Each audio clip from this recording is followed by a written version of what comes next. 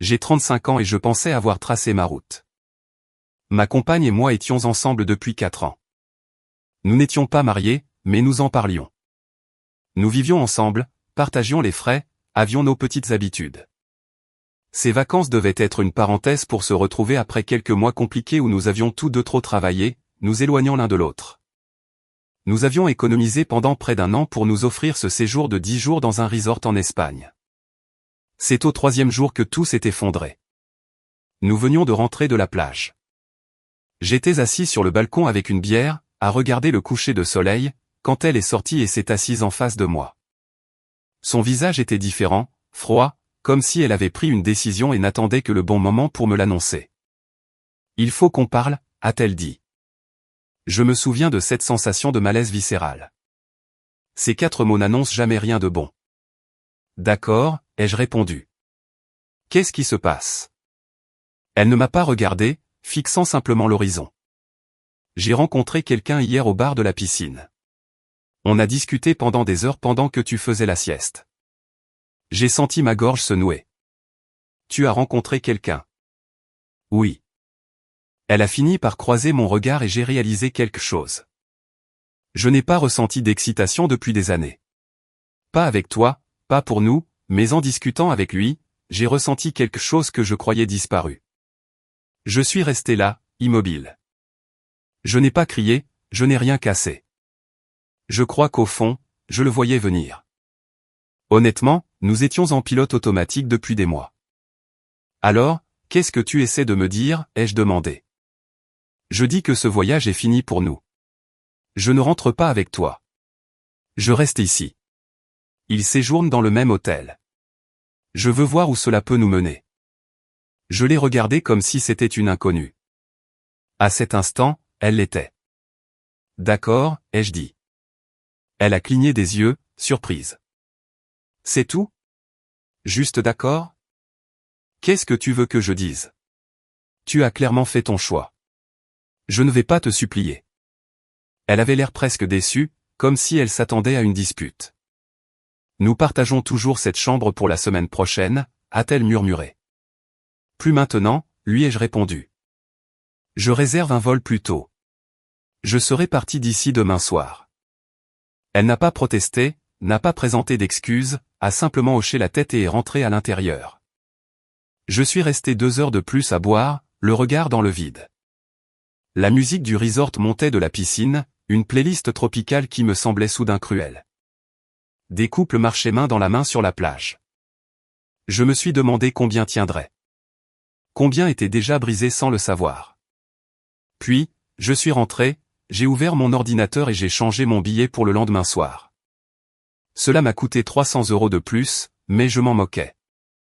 Je n'allais pas passer une semaine de plus à la regarder tomber amoureuse d'un autre. Cet email de confirmation ressemblait à des papiers de divorce. Le lendemain fut les 24 heures les plus gênantes de ma vie. Elle est partie tôt le matin, sans dire où. Je savais où. J'ai fait mes valises lentement, pliant chaque chemise avec soin, car se concentrer sur des gestes simples m'évitait de craquer totalement. Je me suis assis seul au bord de la piscine, j'ai commandé un petit déjeuner que je n'ai pas pu manger et j'ai essayé de comprendre ce qui venait d'arriver. Un couple à côté de moi se disputait au sujet de la crème solaire. J'ai failli rire. Certains problèmes sont tellement dérisoires. Elle est revenue tard dans l'après-midi, s'est douchée, a enfilé une robe que je ne lui connaissais pas et est ressortie sans un mot.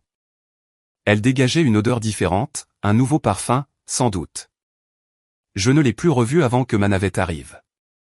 J'ai laissé la clé de la chambre sur la table de chevet avec la moitié de l'argent des vacances que nous avions mis de côté. Je ne suis pas cruel, juste fatigué. Je suis rentré seul. J'ai passé tout le vol à repasser en boucle ces 4 dernières années, à me demander où tout avait dérapé. Le type assis à côté de moi essayait de discuter, j'ai fait semblant de dormir. À l'atterrissage, j'étais anesthésié. Je suis rentré dans notre appartement, j'ai réalisé que la moitié de ses affaires étaient encore là, et je me suis effondré sur le canapé. Son mug de café était encore dans l'évier depuis le matin de notre départ. Je l'ai fixé pendant 1 heure. C'est là que mon téléphone a sonné. 2 jours après mon retour, presque minuit.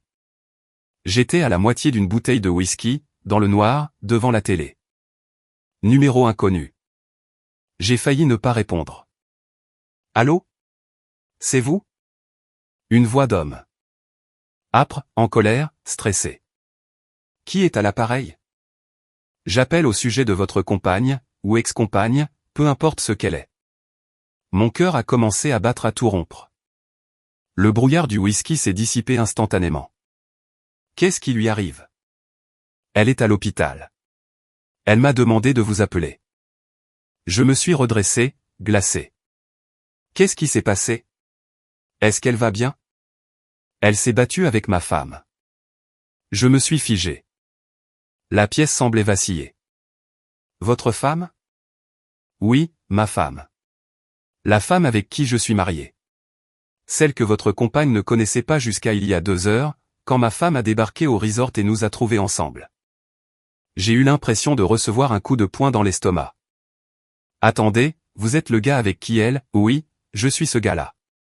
Et je ne lui ai pas dit que j'étais marié parce que je suis une belle ordure, apparemment. Mais ce n'est pas pour ça que j'appelle. J'appelle parce qu'après que ma femme l'a frappé, votre compagne a complètement disjoncté. Elle a crié, jeté des objets, et essayé de s'en prendre à ma femme. La sécurité est intervenue. La police est arrivée. Elle est en garde à vue. Il parle de poursuite pour agression et dégradation. Elle a donné votre numéro comme contact d'urgence. Je ne pouvais plus respirer. Mes mains tremblaient. Vous plaisantez? Pas du tout. Écoutez, je ne sais pas ce que vous comptez faire, mais elle vous réclame. En pleurs, hystérique. Elle n'a personne d'autre ici. Ses cartes bancaires sont bloquées. L'hôpital demande un paiement. L'hôtel veut la mettre à la porte. J'ai raccroché. Je suis resté assis dans le noir pendant 10 minutes, fixant mon téléphone comme s'il s'agissait d'une bombe. La télé grésillait. Dehors, une alarme de voiture s'est déclenchée. La vie normale continuait tandis que la mienne implosait. Puis, ça a sonné à nouveau. Même numéro. Ne raccrochez pas, a-t-il dit rapidement. Elle a vraiment besoin d'aide. Elle est dans un pays étranger sans argent et risque des ennuis judiciaires. Je ne peux pas l'aider. Ma femme est en train de perdre la tête. C'est un désastre. Ce n'est pas mon problème, ai-je dit. Ma voix sonnait étrangement. Calme. Morte. Elle a rompu. Elle vous a choisi. Elle n'a qu'à se débrouiller. Mec, je comprends, mais j'ai raccroché à nouveau. Bloqué le numéro. Me suis resservi un verre. Mise à jour 1, je n'ai pas dormi de la nuit. Je n'arrêtais pas d'imaginer qu'elle était seule, terrifiée, dans un hôpital ou un poste de police. Une partie de moi se sentait mal, la partie humaine, celle qu'il avait aimée pendant 4 ans. L'autre partie pensait qu'elle avait fait son lit et qu'elle devait se coucher dedans. Cette partie-là était plus forte. Vers 3 heures du matin, j'ai reçu un SMS de son numéro. Un message long, confus, sans ponctuation, s'excusant encore et encore, me suppliant de l'aider, disant qu'elle avait fait une terrible erreur, qu'elle avait peur, qu'elle était seule, qu'elle n'avait personne d'autre, que j'étais la seule personne qui ait jamais vraiment tenu à elle. Je l'ai lu 3 fois. Puis, je n'ai pas répondu. Le lendemain, j'ai appelé l'hôtel, j'ai donné mon nom et mon numéro de confirmation pour vérifier qu'elle avait bien été impliquée dans un incident. Ils étaient professionnels, mais visiblement mal à l'aise. Ils m'ont dit qu'elle avait été libérée de garde à vue, mais qu'elle devait rester dans le pays quelques jours en attendant que les choses se règlent. Une sorte d'interdiction de sortie du territoire. J'ai demandé si elle avait besoin de quelque chose. Ils ont dit qu'elle avait fait son check-out, qu'elle logeait dans un hôtel moins cher et qu'elle semblait se débrouiller. J'ai ressenti une satisfaction malsaine. Puis, de la culpabilité. Puis de la colère d'avoir ressenti cette culpabilité. Ce cycle a duré toute la journée. J'ai appelé mon meilleur ami le soir même et je lui ai tout raconté. Il a écouté sans m'interrompre, ce qui est rare chez lui. Quand j'ai fini, il a ri. Vraiment ri. Mec, a-t-il dit, elle t'a quitté pour un marié rencontré au bar d'une piscine et elle s'est battue avec sa femme. C'est absolument dingue. On dirait le scénario d'un mauvais film. Je sais. Et maintenant, elle veut que je vienne la sauver. Ouais. Et tu vas le faire? J'y ai réfléchi. Vraiment. J'ai imaginé reprendre l'avion, jouer le héros, tout réparer. J'ai imaginé sa gratitude, ses promesses, ses larmes. Non, ai-je dit. Je ne le ferai pas. Bien. Laisse-la se débrouiller. C'est une adulte. Elle a fait des choix d'adulte.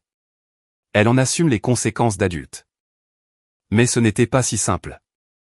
Pendant les jours suivants, elle a continué à envoyer des SMS, à appeler depuis des numéros différents que je ne connaissais pas. Laissant des messages vocaux, chaque fois plus désespérés. Elle avait épuisé ses plafonds de cartes bancaires, payé des factures d'hôtel et de soins. Elle ne pouvait pas changer son vol. Elle avait besoin d'argent. Juste 500 €, juste 30, juste n'importe quoi. J'ai tout ignoré, supprimé sans écouter après les premiers. Puis, sa mère m'a appelé. Je t'en prie, a-t-elle dit. Sa voix tremblait. Elle avait toujours été gentille avec moi. Je sais ce qu'elle a fait. Elle m'a tout dit. Je suis furieuse contre elle, mais c'est ma fille. Elle est coincée là-bas. Je n'ai pas les moyens de l'aider, je vis avec une petite retraite. Peux-tu juste lui virer de quoi rentrer? J'ai dit à sa mère que j'allais y réfléchir. Je n'y ai pas réfléchi. Puis j'ai bloqué son numéro aussi. Ça a fait mal. Sa mère ne méritait pas ça, mais je ne pouvais pas commencer à rouvrir des portes. Mise à jour 2, une semaine a passé. J'ai commencé à vider ses affaires de l'appartement, les emballant méthodiquement dans des cartons. Chaque objet ressemblait à une pièce à conviction. Nos photos souriant, son mug préféré, des livres qu'elle n'avait jamais finis, un pull qu'elle m'avait piqué il y a 2 ans. J'ai tout mis dans un box de stockage que nous avions loué. J'ai fait changer les serrures. Un serrurier est venu le jour même. Je sais que ça semble froid, mais je ne voulais pas qu'elle revienne et fasse comme si de rien n'était. Je ne voulais pas rentrer chez moi et la trouver dans notre lit en train de pleurer. Puis, j'ai reçu un message Facebook d'une inconnue, une femme. Sa photo de profil montrait une femme dans la quarantaine, souriante, avec 2 enfants. C'était la femme, celle qui avait frappé mon ex. Je suis désolé pour ce qui est arrivé, a-t-elle écrit. Je n'ai pas voulu vous mêler à tout ça, mais je pensais que vous devriez connaître la vérité sur le genre de personne qu'elle était, sur le genre de personne qu'est mon mari. Nous méritons tous les deux mieux. Elle m'a envoyé des captures d'écran, des messages entre son mari et mon ex, des dizaines. Ils se parlaient depuis des semaines avant le voyage, avant même que nous ayons réservé les vacances. Il avait clairement menti sur sa situation. Lui avait dit qu'il était un homme d'affaires voyageant seul. Elle lui avait envoyé des photos, des messages flirt, des plans de rencontre, des fantasmes de fuite ensemble. Mais il y avait plus. Il s'avère que mon ex lui avait dit que nous avions déjà rompu avant le voyage. Que j'étais juste un ami voyageant avec elle parce qu'on ne pouvait pas être remboursé, qu'elle était totalement disponible et impatiente d'être avec lui, que j'étais possessif et qu'elle était enfin en train de s'échapper. J'ai fixé ces messages pendant longtemps. Mon café était devenu froid. Le soleil s'est couché derrière ma fenêtre. Elle lui avait menti, m'avait menti, se mentait probablement à elle-même. Ce n'était pas spontané. C'était prévu, calculé. Je devais être là en tant que filet de sécurité pendant qu'elle testait sa nouvelle vie. Je n'ai pas répondu à la femme. J'ai juste fermé les messages et je suis resté là, anesthésié. Puis vide. Puis, étrangement soulagé, car maintenant, je savais. Plus de doute, plus de « et si », juste la clarté. 2 jours plus tard, mon ex a enfin réussi à rentrer. Je le sais parce qu'elle a débarqué à l'appartement, a commencé à tambouriner à la porte à 21h. Je regardais un match, je mangeais un plat à emporter, je passais une soirée plutôt décente. « Laisse-moi entrer », a-t-elle crié. « On doit parler, je t'en supplie. Je sais que tu es là. » J'ai ouvert la porte, mais en gardant la chaîne. Elle avait l'air terrible. Cheveux en bataille, cernes sombres sous les yeux, vêtements froissés. Une partie de moi se sentait mal, l'autre ne ressentait rien. Tes affaires sont au garde-meuble, box 212. Je t'enverrai le code par SMS, ai-je dit calmement. Tu es sérieux? Tu ne peux pas juste jeter 4 ans comme ça. Je n'ai rien jeté. C'est toi qui l'as fait au 3e jour de nos vacances. J'ai fait une erreur. Je suis désolé. J'étais confuse et idiote et je ne sais pas ce qui me passait par la tête. Et tu as menti. Tu as dit à ce type qu'on avait déjà rompu. Tu planifiais ça avant même qu'on monte dans l'avion. Son visage est devenu pâle. Sa bouche s'est ouverte, refermée. Qui t'a dit ça? Peu importe. C'est vrai, n'est-ce pas? Elle n'a pas répondu. Elle est juste restée là, les larmes coulant sur son visage, le mascara qui coulait. Elle avait l'air jeune, soudainement perdue. Mais ce n'était plus mon problème. C'est fini, ai-je dit. Ne me recontactez plus. Je suis sérieux. Je prendrai une ordonnance restrictive si je dois le faire. Tu ne penses pas ce que tu dis. Tu m'aimais. Je t'aimais. À l'imparfait. Cette personne n'existe plus. J'ai fermé la porte. Elle est restée là à pleurer pendant encore 10 minutes, suppliant à travers le bois. Puis elle a commencé à hurler, à m'insulter, disant que j'étais sans cœur, que je ne l'avais jamais vraiment aimée, que j'étais probablement soulagé que cela arrive. Les voisins ont probablement tout entendu. Je m'en fichais. Finalement, elle est partie. Mise à jour 3, c'était il y a 3 mois. Je n'ai pas eu de nouvelles depuis cette nuit-là. Des amis communs me disent qu'elle a retourné vivre chez ses parents à 2 départements d'ici. Elle a perdu son travail car elle avait pris des congés non autorisés pour prolonger son voyage, puis n'avait pas pu revenir à temps à cause des problèmes juridiques. Elle avait appelé pour dire qu'elle était malade, puis a tout simplement arrêté de répondre quand ils ont essayé de la joindre. Aux dernières nouvelles, elle travaillait en intérim dans le commerce et remboursait encore les dettes de carte bancaire de ses vacances. Les poursuites ont fini par être abandonnées. La femme a décidé de ne pas porter plainte. Une maigre consolation. Le type marié. Sa femme a divorcé en moins de 2 mois. Apparemment, mon ex n'était pas sa première aventure, pas même sa deuxième. La femme m'a renvoyé un message un mois après tout ça pour me dire « Merci de ne pas avoir créé plus de drame, je vous souhaite bonne route ». Elle semblait être une bonne personne. J'espère qu'elle va bien. Nous nous sommes tous les deux fait avoir par des gens en qui nous avions confiance. Pour ma part, je vais bien. Mieux que bien, en fait. J'ai eu une promotion au travail le mois dernier. Mon patron a dit que je semblais plus concentré, plus déterminé. Amusant de voir comment la trahison peut alimenter l'ambition. J'ai commencé à aller à la salle de sport régulièrement, et j'y prends plaisir. J'ai repris des hobbies que j'avais abandonnés il y a des années. La guitare, la photographie, des choses que j'avais arrêtées parce qu'elle trouvait ça ennuyeux. J'ai commencé à voir quelqu'un de nouveau il y a environ 6 semaines. Rien de sérieux encore, mais c'est agréable. Elle est gentille, honnête, directe. Nous nous sommes rencontrés dans un café. Elle a renversé sa boisson sur mon ordinateur, s'est excusée platement, a proposé de m'en acheter un nouveau. J'ai dit que ce n'était rien.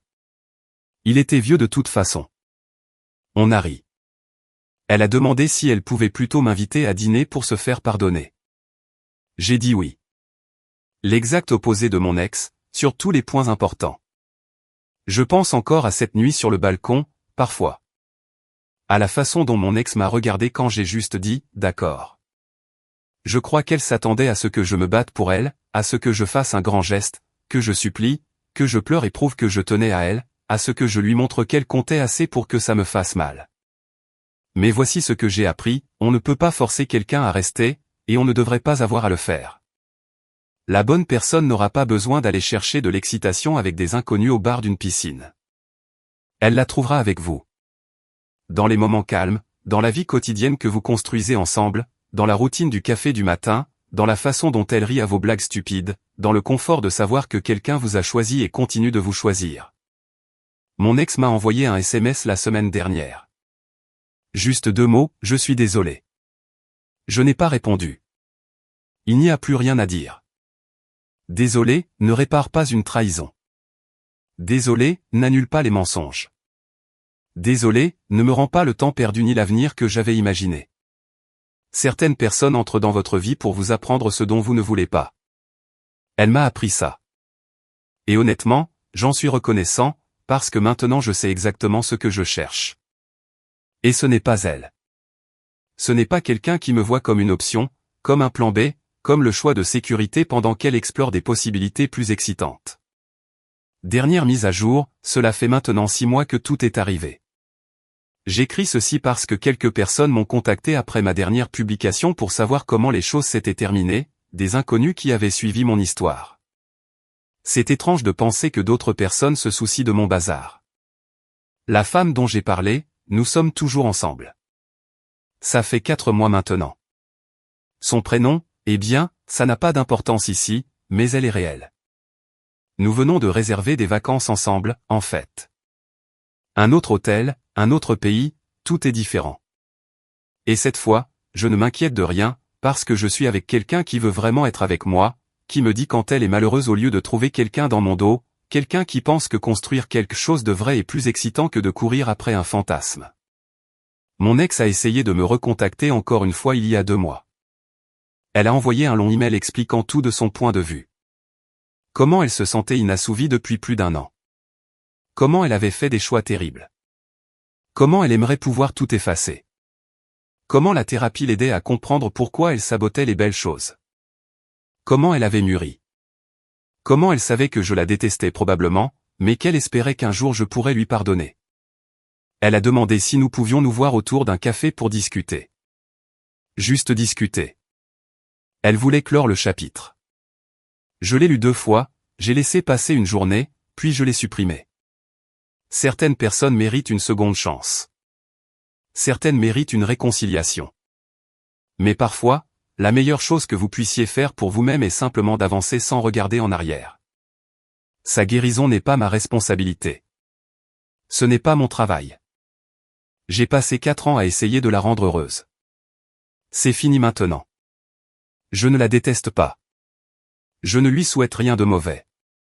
J'espère qu'elle trouvera de l'aide. J'espère qu'elle résoudra ce qu'elle a besoin de résoudre. Je ne pense juste plus à elle. Et cela, plus que tout, me confirme que j'ai fait le bon choix cette nuit-là, quand j'ai dit « d'accord » et que je suis parti. La vie est trop courte pour la passer avec quelqu'un qui vous voit comme un plan B. Comme la personne avec qui ils se contentent quand leur option excitante ne fonctionne pas. Je mérite plus que ça. Nous le méritons tous.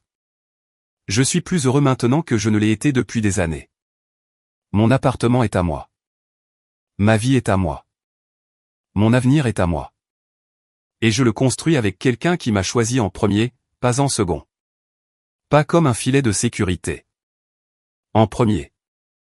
C'est la fin dont j'avais besoin. Pas celle que j'avais prévue, mais celle que je méritais. Parfois, la meilleure vengeance, ce n'est pas la vengeance. C'est juste de bien vivre, d'avancer, d'être sincèrement heureux, de lâcher prise complètement et de trouver quelque chose de mieux. J'ai trouvé quelque chose de mieux. Does the Banff have XP? No, I think it's just mob spawning. Or for block or drops. Alright, let's go get XP. Oh goodness. Goodness gracious. Okay, cleric level.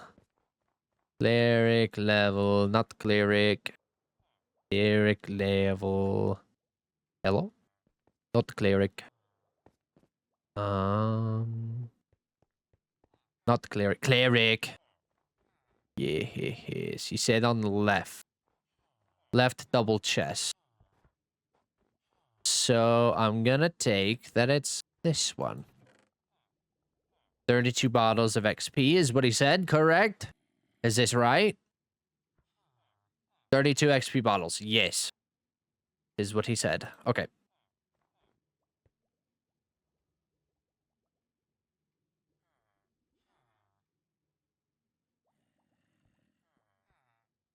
Huh.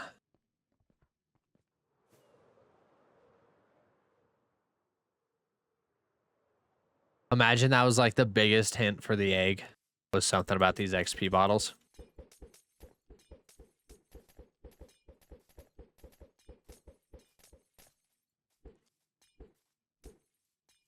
Hello, can you help me build a good house? Well... Depends on what you're trying to build. I have tips on my channel that you can watch. It'll definitely help. That's what I was thinking. Yeah, what if? That's the best hint. More of this cobblestone up here. Nothing there. Game name? Well, this would be Minecraft. Sometimes I can't tell if people are serious asking that question or not, but sometimes I reply with the most smart thing I could think about, and then I feel bad because some people actually don't know what it is. Oh no, man, looks like Fortnite. It's Fortnite Lego. Sorry, brother. Oh, lava. I love sassy candy. We need to make sure we're catching the vibe before we start throwing some sass. Could you help me with my passion project? What is that? What's the passion project? Let's check the trees. This is all within his base, so let's just kind of get a nice idea and walk through. I hit it in a tree. Maybe he hit it in a tree. Who knows? Ash, thank you so much for subscribing with Twitch Prime. Holy cow. Thank you so much. Absolute W's, everybody. W for Ash for subscribing and linking their Amazon Prime with their Twitch, unlocking Twitch Prime, and gifting us their one free sub. Thank you so much. I appreciate that. Finally figured it out. Let's go. Love that. Thank you so much. Let's make sure we're checking like around these pillars and stuff as well for his iron farm markers. While you're not using action and stuff, because I only use it in my videos. Yo, what's up, my dude? What's up, Rex? How are you, brother? Welcome in. Hope you're having a great night. What are we looking for? We're looking for the dragon egg. We're playing Egg Snatchers again this year for Easter, and Kinger has the egg right now. King's got the egg. You know what? I kind of want to test something. I don't have the bone meal for it. Never mind. We'll test it another time. Yeah, I'm not seeing it around here. Good. Thank you for asking. Good. Happy to hear that. Happy to hear that. Let's make that jump again. Try that one more time. Trees. Anything in the trees? Nothing. We good? We not? We good? We not? Dang. I'm building a giant symbolism build for my wife, but I think I could design it better.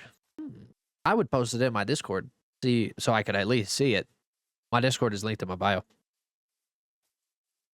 How would I give you my build for tips? Yes, Discord.